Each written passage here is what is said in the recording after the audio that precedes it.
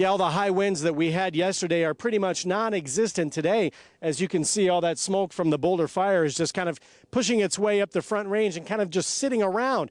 And that could be big trouble for people that have respiratory issues. When you can see or you can smell, often there's particulates. An easy indicator of which way is west is to just look for the mountains. Well, today that would have been difficult because you could barely make them out with so much smoke. Cindy Coopersmith is a respiratory therapist at Poudre Valley Hospital and says people with certain conditions need to be careful when going outside. People with heart disease, believe it or not, you'd think I'd start with lung disease, but heart disease is in there. Our hearts and lungs work together. People with asthma, people with emphysema, chronic obstructive pulmonary disease, any kind of respiratory disorder. The air quality indicator for the Fort Collins area was moderate earlier in the day, which means unusually sensitive people should consider reducing heavy outdoor exertion. If you have a big day of errands, are they indoor errands? Have you been planning outdoor activities? You might want to rethink that.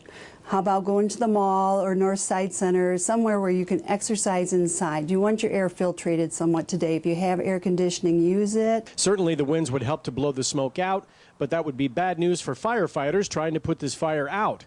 Coopersmith says people who are at risk should monitor the air quality daily. I recommend this to people with lung disease because, yeah, a daily understanding. It might be too late by the time we're watching the evening news to see that there was a red alert.